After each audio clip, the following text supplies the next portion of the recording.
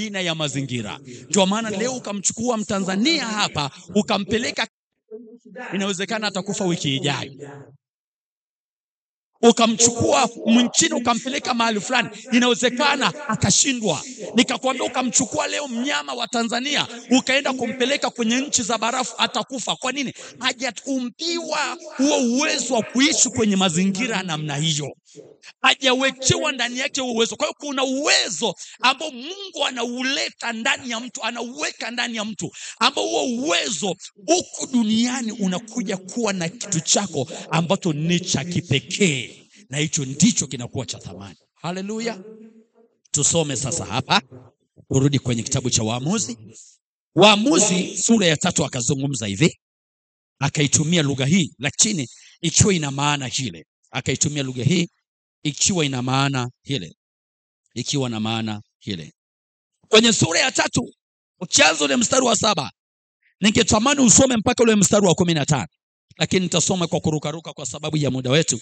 Anasema hivi: wana wa Israeli walifanya yaliyo maovu machoni pa Bwana, na Bwana machoni pa Bwana, nao wakamsahau Bwana Mungu wao, wakatumikia Mabaali na Masterothi. Kwa hiyo hasira ya Bwana ikawaka, hasira za Bwana zikawaka. Hebu sema hasira za Bwana zikawaka. Rudia tena, rudia tena. Hasira za Bwana zikawaka. Kuna hasira ambazo zinaweza zikaenda zikawaka juu ya uchumi, zinaweza zikawaka juu ya eneo gani? Sasa hasira za Bwana zikawaka. Kwa nini? Kwa sababu ilitumikia miungu mingine na Masterothi na Mabaali. Kwa hiyo hasira ya Bwana zikawaka juu ya Israeli, naye akawauza na kuwatia mikononi mwa Rishathaim mfalme wa Mesopotamia, na wana wa Israeli wakamtumikia huyo mfalme muda wa miaka 8. 9. Kisha wana wa Israeli walipomlingana Bwana, Bwana akawainulia wana wa Israeli mwokozi aliyewaokoa, yaani Othnieli mwana wa Kenazi, ndugu yake mdogo wa Kalebu. Na roho ya Bwana ikamjia, na utaona pale anazungumza na nini katokea. Kwa hiyo utaona ya kwamba walipoenda kumlilia Bwana, Bwana akawainulia mwokozi. Anazungumza hapo, akawainulia mwokozi. Mwokozi, Yesu ni mwokozi. Kwa mujibu wa kile kitabu tulichosoma kwenye Luka, maana yake akaambiwa Yesu huyu atakuwa sababu. Kwa hiyo mwokozi aliyetengwa au kisababishi au mtu mteule ambaye atakuwa sababu, atasababisha kitu fulani. Kwa hiyo hapa ya kwamba Mungu akawainulia mwokozi, maana yake kisababishi, na hichi kisababishi kinachoinuliwa uwe na uhakika kitainuliwa kulingana na uhitaji uliopo. Sawa? Tuko pamoja? Kisababishi kitainuliwa kulingana na uhitaji unaofanya nini? Uliopo. Kwa wana wa Israeli uhitaji uliopo ni nini? Na ainuliwe mtu wa sampuli gani au mtu wa namna gani, na ndani yake huyo mtu awekewe kitu gani? Angalia, twende ule mstari wa 14. Wana wa Israeli, hii ni mara ya pili tena, mstari wa 12 utaona tena wakafanya maovu. Basi wana wa Israeli walifanya maovu tena mbele za Bwana, naye Bwana akamtia nguvu Ekroni mfalme wa Moabu juu ya Israeli, na kwa sababu walikuwa wameyafanya yaliyo maovu machoni pa Bwana. 13. Huyo Egloni akawakutanisha kwake wana wa Amoni na Amaleki, wakaenda na kuwapiga Israeli, nao wakauchukua mji wao mateka. Mstari wa 14. Wana wa Israeli walimtumikia Egloni mfalme wa Moabu muda wa miaka 18. Angalia mstari wa 15. Lakini wana wa Israeli walipomlilia Bwana, Bwana akawainulia mwokozi, Eliudi mwana wa Gera Mbenjamini, aliyekuwa mwenye shoto. Nao wana wa Israeli waliwapelekea Egloni na kuendelea pale. Nataka uone ya kwamba akaenda akamwinua huyu mtu, akaenda akamwinua, akawapatia mwokozi ambaye alikuwa anaitwa Eliudi. Maana yake akapewa kisababishi kitakachowasaidia kwa ajili ya kuwatoa kulingana na shida walionayo, wako kwenye utumwa. Kwa hiyo akaletwa mwokozi ambaye ndani yake ana kitu ambacho ni cha kuwasaidia hawa watu na kuwatoa kwenye utumwa. Maana yake atakuwa na uwezo wa kuweza kujua mambo ya kivita, atakuwa ana uwezo wa kupanga jinsi gani ya kwamba tutatoka kwenye hii vita ya namna hii, jinsi gani tunaweza tukawashinda maadui. Anawekewa ndani yake uwezo wa kutengeneza, wa kupanga vita, wa kuona namna ya kutengeneza ushindi na namna ya kushinda. Kwa hiyo tena anasema alikuwa na shoto, maana yake mkono aliokuwa anatumia, alikuwa anatumia mkono wa kushoto.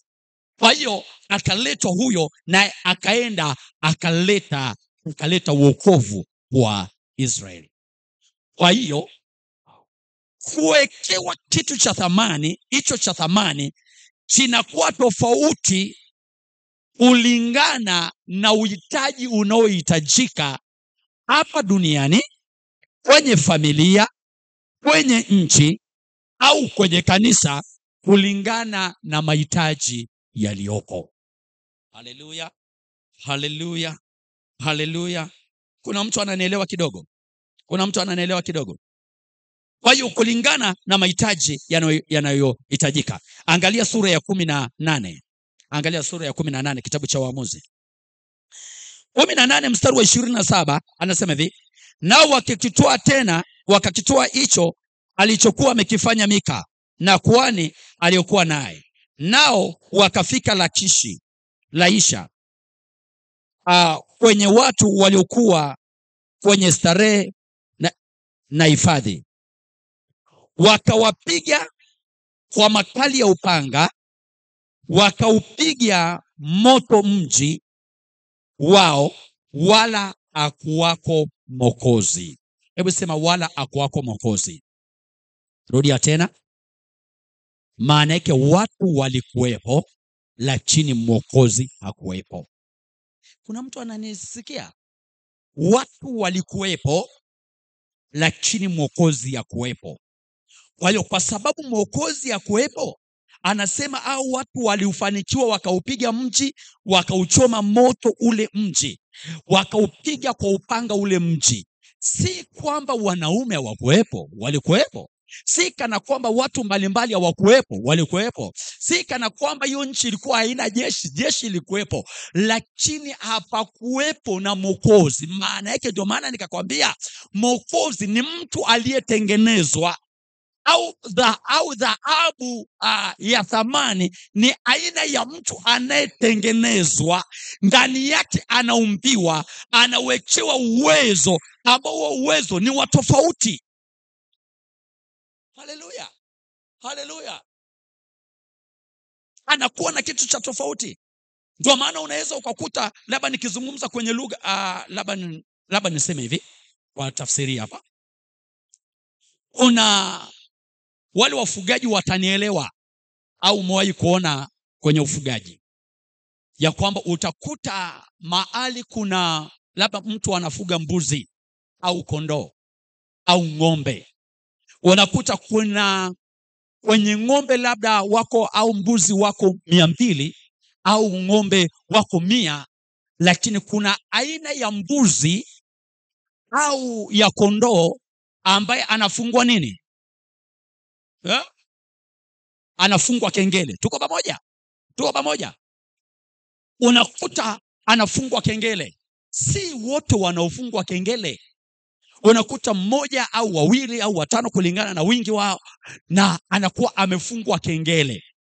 Sasa huyu ambaye anafungwa kengele, kwa nini wengine wote hawafungwi kengele?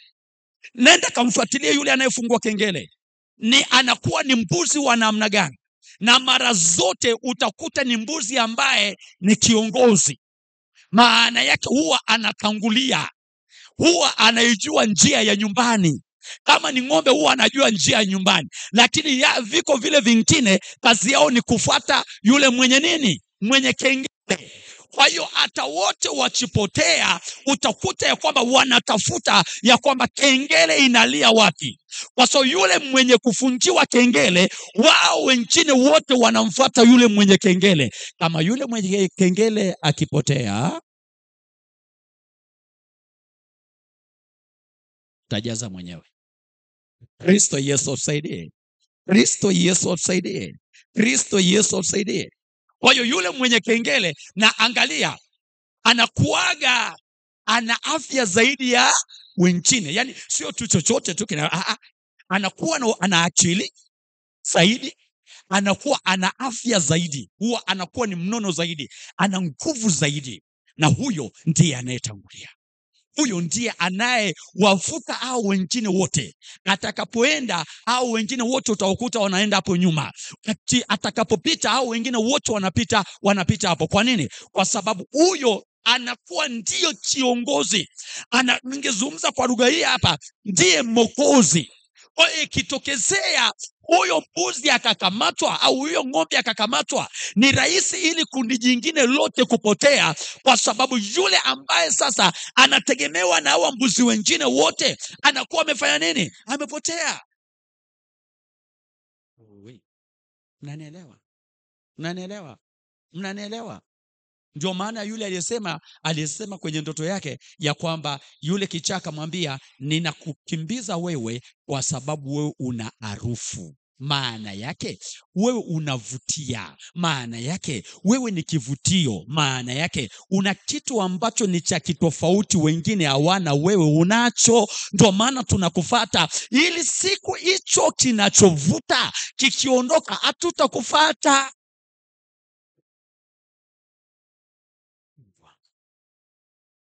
Ni wa Kristo, mnanielewa? Mnanielewa? Kama unanielewa, nyosha mkono juu. Hebu mwangalie jirani yako, ana harufu. Sijakwambia umnuse perfume yake, nimekuuliza usiuone kwenye ulimwengu wa roho, je, ana harufu au?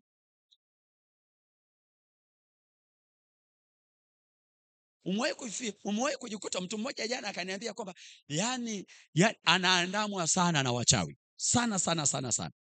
Na hii iliwahi kunitesa mimi sana pia, sana sana sana sana, ya kwamba tulikuwa tunaomba, niko na marafiki zangu, na tulikuwa tuna agenda moja ya kuomba kwa ajili ya nchi, na kwenye nchi tulikuwa tunapita kila mkoa tunaenda kuomba. Lakini kikao kinantesa, mbona mimi silali? Mbona wachawi wananiandama mimi sana? Yaani tunafika, nakumbuka siku moja sitaka nisahau, ninatoka ninaenda Sumbawanga, nikiwa Iringa, wachawi wakaja mpaka kwenye basi, ikanisumbua. Mwenzangu yuko hapa, mimi napambana hapa kwenye basi, mwenzangu analala vizuri kwa raha kabisa, ukutana naye asubuhi, yani usingizi, leo nimelala mimi usiku kucha, nimepigana. Ukitaka kulala hawa hapa, ukishafanya hivi hawa hapa. Shida ikawa najiuliza maswali, why me? Kwa nini mimi? Kwa nini hao wananiandama hivi? Mpaka siku nilipojua ya kwamba ibilisi apambani na mtu asiyekuwa na madhara. Nisaidie kumwambia jirani yako, mwambie shetani apambani na mtu asiyekuwa na madhara. Haja kuelewa, mwangalie usoni tena, mwambie shetani apambani na mtu asiyekuwa na madhara. Haja kuelewa, mwambie tena, shetani hawezi akahangaika na dhahabu iliyoharibika. Ndio maana ataziharibu ili asihangaike nazo, kwa sababu zitakuwa hazina nini? Hazina madhara. Hazina madhara. Hazina madhara. Bwana Yesu atusaidie. Hebu ngoja nikukumbushe ile ndoto nyingine. Ile siku tunaomba hapa, Sijui tulikuwa tunaombea eneo gani, sikumbuki hata alikuwa ni somo gani. Lakini nikaota mtu mmoja ni rais wa nchi. Yaani yuko hapa, alafu ni rais wa nchi. Alafu rais wa nchi ni mwanamke. Yaani yeye ni mwanamke, alafu ni rais wa nchi. Na nchi nzima inamjua ni rais. Lakini kwenye wapendwa ni ndoto, sawa Ni nene ndoto. Alafu huyu rais yuko mjini, anatembea mjini, yuko maeneo ya soko kuu, anakatiza kwenye kona hapo. Rais yuko mwenyewe, hana bodyguard, amebeba mfuko wake, ana amani na watu wote. Lakini nani? Rais. Kwa hiyo ikabidi mimi nianze kumfuatilia, kumlinda. Kristo Yesu atusaidie sana. Kristo Yesu atusaidie. Nazungumza hivi, kama ndani yako una madhara, dalili ya kwanza ambayo naweza nikaisema wazi ya kwamba wewe una madhara kwa shetani ni vita utakayokuwa nayo kati yako wewe na shetani. Ukiona hauna vita kabisa, my friend, wewe ni mjukuu wa shetani. Ukiona huna vita kabisa, hawapambani na wewe, una shida kabisa, my friend, jiangalie vizuri. Mwambie jirani yako, jiangalie vizuri. Dhahabu imeharibika. Mwangalie vizuri, mwangalie tena vizuri. Mwambie dhahabu imeharibika. Lakini ukiwa una madhara, dhahabu ikawa inang'aa, my friend, itatafutwa. Hakuna mahali dhahabu inaweza ikakaa yenyewe watu wakaipita wasinanili. Dhahabu ikionekana itafuatiliwa. Ndio maana nikakwambia juu ya mtu mmoja ameota ndoto ya kwamba ana dhahabu kubwa shingoni, anapita watu wanamkimbiza. Siku moja akiwa tena amevaa cheni yake hivyo, ikatokezea mwilini, anapita kule Krokon, akaona watu wanamfuatilia mwilini. Wanamfuatilia nini? Wameona ile cheni, wakazani dhahabu, kumbe ni bati la 10,000. Kristo Yesu atusaidie. Alipogundua ya kwamba, wakamfuata wakamwambia, aisee, angalia hicho kitu ulichobeba shingoni. Jamani, hii hapa ni 10,000 nimenunua. Kwani 10,000? Hii sio dhahabu, hii sio nini? Hawezi ukawa una dhahabu ndani alafu ibilisi ya kuangalia hivi. Ndio maana tunasema ya kwamba kama una dhahabu lakini imeharibika, lazima tuifichue. Ndio maana ya kuzungumza somo hili ya kwamba kuifichua dhahabu iliyofanya nini? Iliyositirika. Kama una nyota fulani Mungu ameweka, wewe ni kisababishi, unatoa harufu, lazima Mungu afanye kitu cha ziada katika jina la Yesu. Haleluya. Bwana Yesu asifiwe sana. Kristo Yesu atusaidie. Sasa jiulize swali hili. Wewe kama kisababishi umewekewa ndani yako kusababisha nini? Samsoni, wana wa Israeli walipoteseka tena, wakamlilia Mungu sana. Maandiko yanasema Mungu akawainulia tena Mwokozi. Akaletwa Samsoni. Samsoni analetwa, ndani yake amewekewa nini? Moja, atakuwa ndani yake amewekewa chuki na hasira juu ya uwepo wa adui. Tuko pamoja? Hiyo ni moja. Pili, ndani yake amewekewa uwezo wa kupigana, uwezo wa kutumia silaha mbalimbali kupata ushindi. Ndio maana aliposhika taya la punda akawaua watu 3,000. Maana yake kinachowekwa ndani ya huyo mtu, kinachotengenezwa ndani yake, kinakuwa cha tofauti kulingana na kinachohitajika. Kwa hiyo wengine tumezaliwa kwenye familia, kuna vitu kwenye familia havipo, hawana, ukoo mzima hawana, umeletwa wewe tu kuleta habari. Habari gani?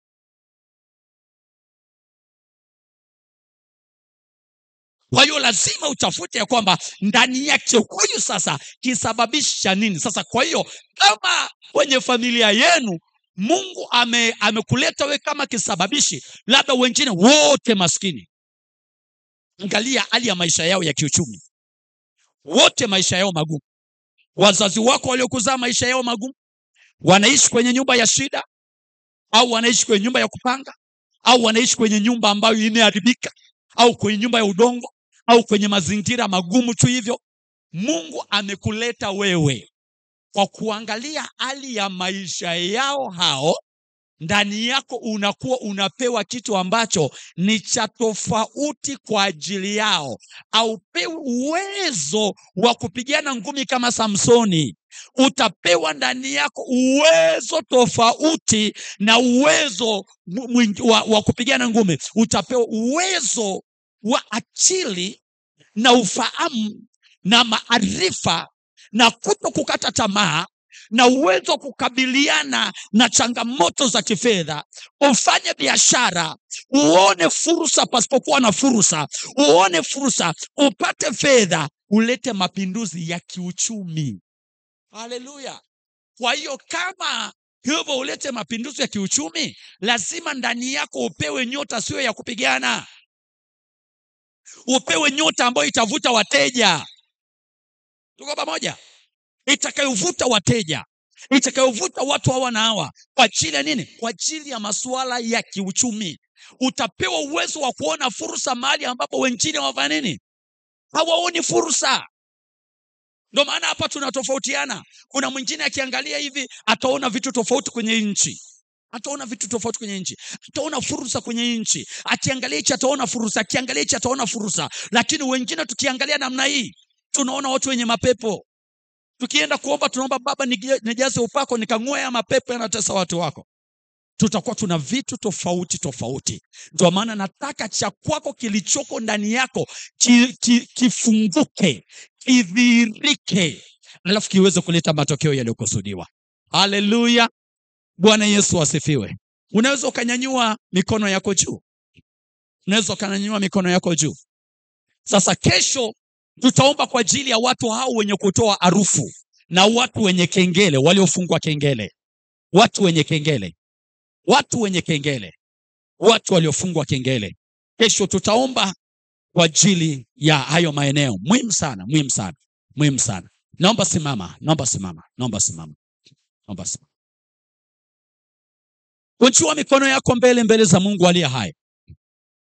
Hii unaweza ukajiuliza swali kulingana na haya yote. Sasa mimi ni kisababishi, lakini ni kisababishi cha nini? Nimekusudiwa kufanya nini? Nimewekwa kuleta nini? Kufanya kitu gani nilichokusudiwa? Jesus. Wakati umekunjua mikono, omba ombi hili kwa kifupi tu. Haya maombi kwa kina tutaomba kesho.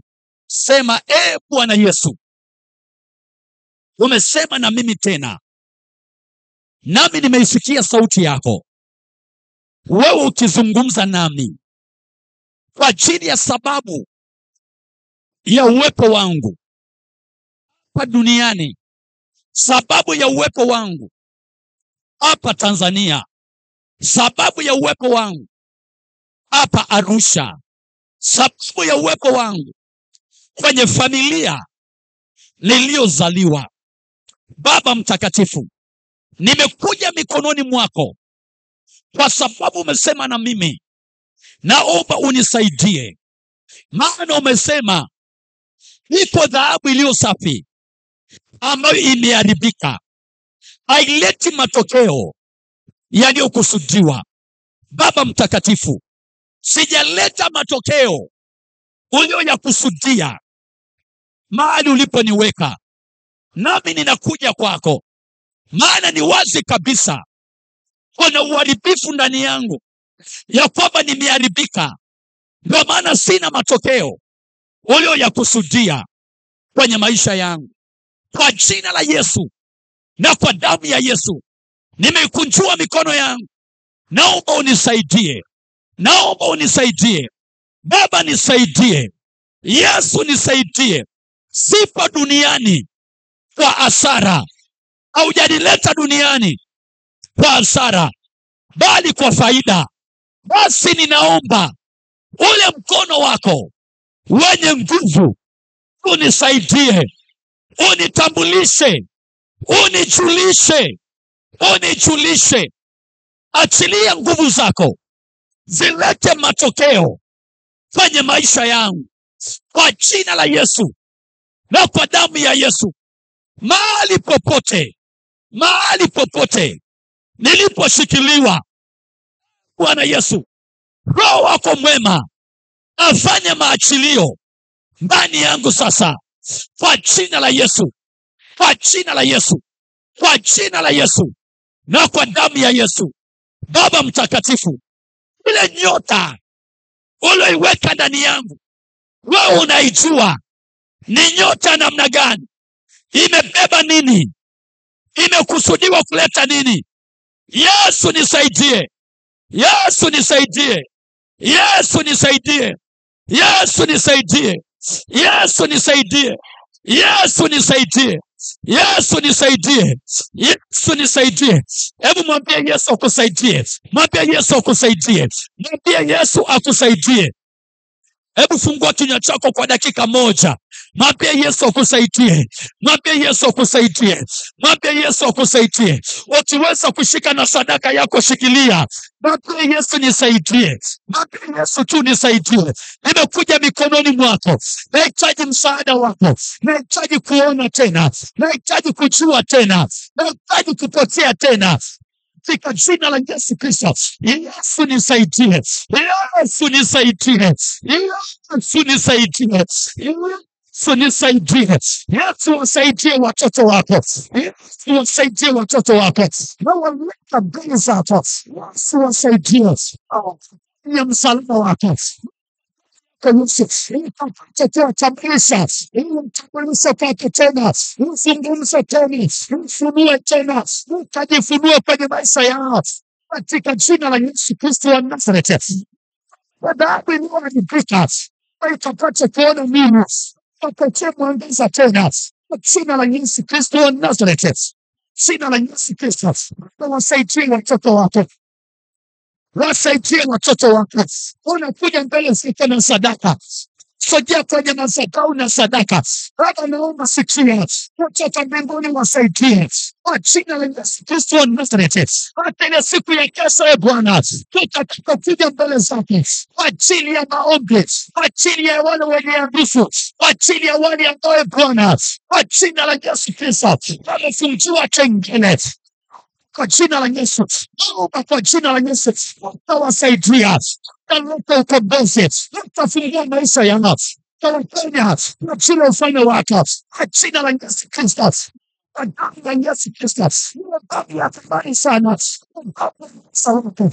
utakuwa tena kwa jina la Yesu Kristo, nikapata kuwasaidia, nikapata kuwatambulisha. Waonyeshe watoto wako, watambulishe watoto wako, watambulishe walichobeba mama yangu, watambulishe walichoweka ndani yao kwa jina la Yesu Kristo. Wameonekana ni kama chombo cha mfinyanzi kwa jina la Yesu, wamechukuliwa kitofauti, lakini Mungu ndani yao umejiweka wewe. Yesu, ninaomba wasaidie watu wako, watia sadaka zetu kwenye madhabahu yako kwa jina la Yesu Kristo, nikapata kwa uvuma, nikapata kwa harufu njema, nikawazia manukato kwa jina la Yesu Kristo wa Nazareti. Unasogea kwenye madhabahu kwa ajili ya mioyo yetu, kwa ajili ya sadaka zetu kwenye madhabahu yako Baba yangu. Naomba kutia sadaka za watoto wako, sadaka za watoto wa kike, sadaka za watoto wa kiume, sadaka za watu wako Bwana, kwa jina la Yesu Kristo. Tunajifunga kwenye madhabahu, tunajifunga kwenye madhabahu yako, tupate kibali machoni pako Baba yangu na Mungu wangu, ukakubaliwe kwa ajili ya ufalme wako, katika jina la Yesu na kwa damu ya Yesu Kristo wa Nazareti, katika jina la Yesu, katika jina la Yesu. Karibu kwa ajili ya kuachilia sadaka yako kwenye madhabahu. Karibu uachilie sadaka yako mbele za Mungu katika jina la Yesu. Na wakati unaachilia sadaka yako, mwambie Mungu neno. wakati unaachilia sadaka yako, ama unahisi wewe ni miongoni mwa watu wao, mwambie Baba, ninaomba usinipite. Naomba usinipite. Hii ni sadaka yangu, naiweka mikononi mwako. Yesu, naomba usinipite. Yesu, naomba unisaidie. Yesu, naomba ukanisaidie. Yesu, naomba ukanitetee katika jina la Yesu Kristo. Na ile siku ya kesho jitahidi kuwahi. Mungu ataenda kufanya mapinduzi. Mungu ataenda kufanya mageuzi. Kuna vitu vitageuzwa tena. Kuna historia itabadilishwa tena. Kwa jina la Yesu Kristo wa Nazareti. Mungu akubariki. Ya Yesu ikutunze. Mungu akuhifadhi. Utembee katika baraka za msalaba. Utembee katika damu ya Kristo. Mungu akikuhifadhi na kukulinda katika jina la Yesu Kristo, Mungu aliye hai. Haleluya. Kwa hiyo naomba kesho jitahidi kuwahi. Kesho jitahidi kuwahi. Kumbuka kesho tutaomba hayo maombi katika jina la Yesu. Asante Bwana Yesu kwa ajili ya ukarimu wako. Asante Mungu wa milele yote kwa ajili ya mvua, na asante Bwana Yesu katika jina la Yesu kuwapa watoto wako nafasi